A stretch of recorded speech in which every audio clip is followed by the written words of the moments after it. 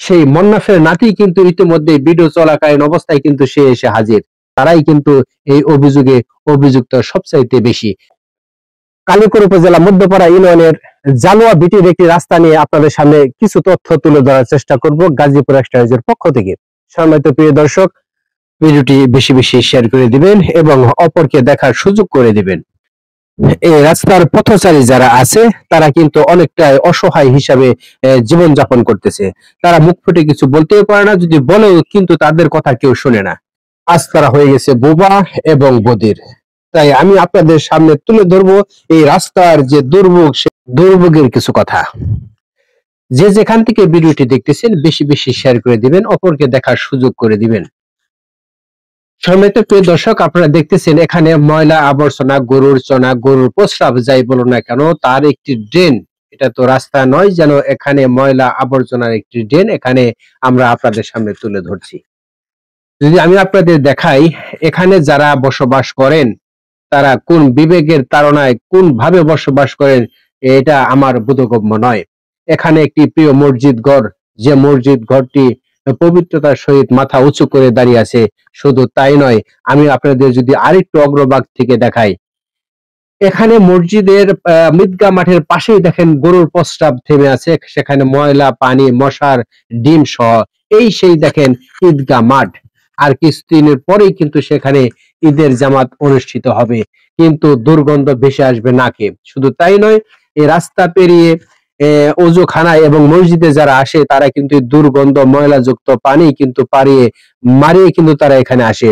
এখানেই শেষ নয়, এর পাশেই দেখেন তাদেরই যারা এই রাস্তাটা ময়লা করে, আবর্জনায় ভরে রাখে, তাদেরই আত্মীয় স্বজন, প্রিয় আপনজন এখানে শায়িত আছে। এটাই কিন্তু কবরস্থান। যারা নিজেদের জ্ঞান বিবেক বুদ্ধি বিকিয়ে দিয়ে অসভ্য বেহা মানুষের পরিচয় দিয়েছেন, কথাগুলো অনেক দুঃখ এবং কষ্টের সহিত বলতেছে এই এলাকাবাসী। তাদের একটাই দাবি, তারা যে অসহ্য যন্ত্রণা সহ্য করে এখান দিয়ে প্রতিদিন প্রতিনিয়ত চলাফেরা করতেছে, এটা তাদের অনেক কষ্ট, এবং এখানে যারা সাধারণ মানুষ আসে তাদেরই কিন্তু অনেকটা কষ্ট।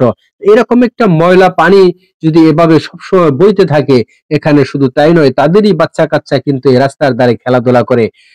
শিশু ছোট বাচ্চারা এখানে যারা এই পানির দুর্গন্ধ ময়লা আবর্জনার মধ্যে যারা বসবাস করতেছে তারা কিন্তু পুষ্টিহীনতায় ভুগতেছে, বিভিন্ন রোগবালাই তাদের মধ্যে হচ্ছে। এখানে মশার উৎপাদন বেড়ে যাচ্ছে, এখানে মশার ডিম পাড়তেছে প্রতিনিয়ত, এবং রাস্তায় কাদা ময়লা আবর্জনায় ভরপুর হয়ে এই বাচ্চারাও কিন্তু তারা এখানে অপুষ্টিহীনতায় ভুগে।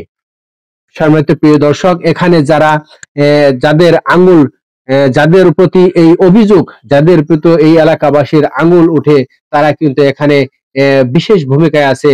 এখানকার যে গ্রাম সরকার আব্দুল মান্নাফ সাহেব, তার ছেলে পেলে নাতি নাতকুর আলী সিদ্দিক এবং অনেকের নামই কিন্তু এখানে উঠে এসেছে। কেন, কিসের জন্য তারা এই কাজগুলা করে থাকে? দেখেন, এই তো গোয়াল, এই গোয়াল থেকে পাইপ দিয়ে রাস্তায় ডাইরেক্ট রাস্তায় নামিয়ে দিচ্ছে এই পানি, এই ময়লা আবর্জনা কিন্তু এখানে পরিণত হয়েছে এবং রাস্তার মধ্যে স্রোত বয়ে যাচ্ছে। দেখেন, এখানে সেই মন্নাফের নাতি কিন্তু ইতিমধ্যে ভিডিও চলাকালীন অবস্থায় কিন্তু সে এসে হাজির। দেখেন, যাদের অভিযোগটা যাদের প্রতি সবচাইতে বেশি, যে এদের কারণে এই গোয়াল থেকে পাইপ নামিয়ে দেখেন সরাসরি রাস্তার মধ্যে নামিয়ে দিয়েছে, এবং তারাই কিন্তু এই অভিযোগে অভিযুক্ত সবচাইতে বেশি।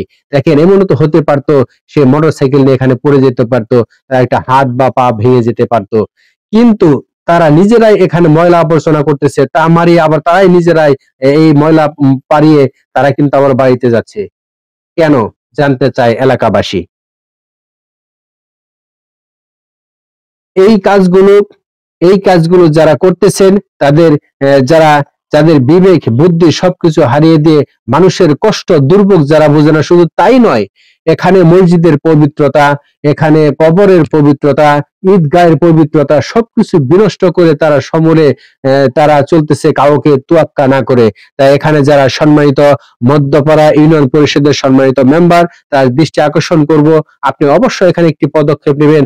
আপনার হস্তক্ষেপে এলাকাবাসী এই দুর্ভোগ থেকে রক্ষা পাবে, রেহাই পাবে, এমনটি প্রত্যাশা এলাকাবাসী। তাই আপনি এইটা আপনার দৃষ্টিগোচরে যদি আসে, আপনি অবশ্যই একটি বিহিত করবেন, সেই আশাবাদ ব্যক্ত রেখে সবার সুস্থ সুস্থ এবং সুন্দর জীবন কামনা করে আজকের মতো বিদায় নিচ্ছি। সবাই ভালো থাকবেন, সুস্থ থাকবেন এবং সুন্দর থাকবেন। এই সমস্ত নোংরা কাজ থেকে সবাই বেরিয়ে আসবেন সেই প্রত্যাশায় গাজীপুর রাষ্ট্র নিউজ।